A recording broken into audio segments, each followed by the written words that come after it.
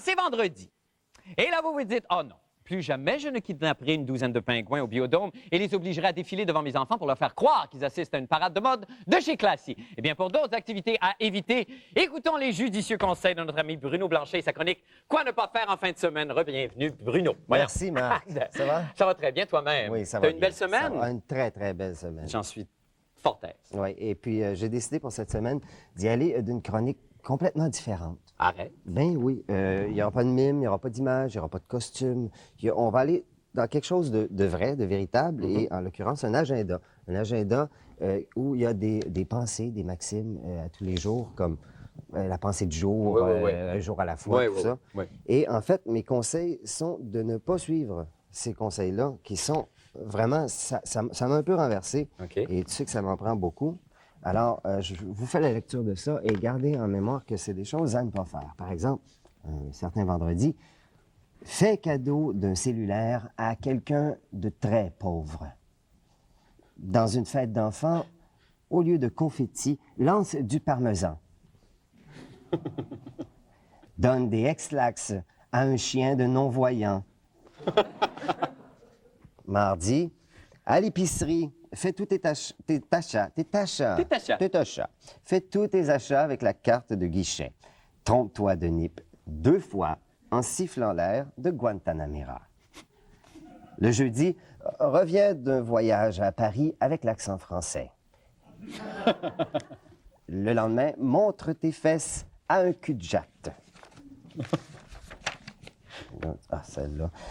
Lundi, pendant le cours de yoga, parle de ton char, fais des push-ups et essaie d'avoir une érection.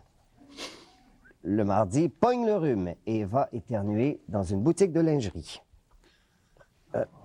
Le lendemain, deviens prestidigitateur et garde toujours sur toi des oreilles en caoutchouc pour faire pleurer les enfants en leur faisant croire que tu viens de leur prendre les leurs sur leur tête.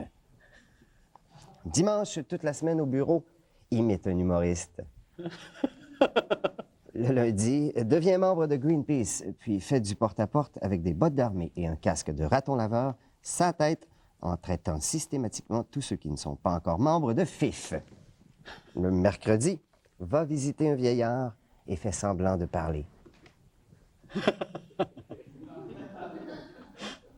Avec un nain, n'oublie jamais de péter plus haut que le trou. Procure-toi un porte-clés des amputés du Québec et poste-leur un nouveau trousseau à chaque semaine pendant 6 mois. Toutes les chances sont qu'un jour, un de ceux-ci ne reviendra pas. Ce jour-là, accuse un homme tronc de vol.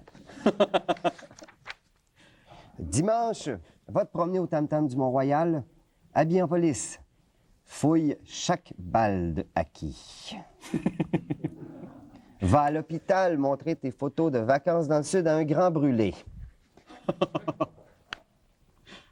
Apprends la flûte traversière et va dans le métro aux heures de pointe pour jouer Guantanamera. C'est bon. Essaie de convaincre un manchot de prendre des cours de tai chi.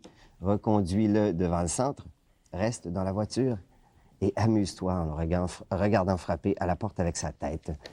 Imagine ensuite le reste. Pour terminer, va dans une manifestation pro-vie et tire-toi une balle dans la tête. Deviens témoin de Jéhovah de nuit et surtout, reste toi-même. Merci beaucoup, Bruno. Merci, Marc. Merci infiniment. Bonne fin de semaine. Merci beaucoup. Bonjour à Boris. Pas de garçon. On s'en va faire une petite pause et on revient avec d'autres nouvelles. Restez avec nous.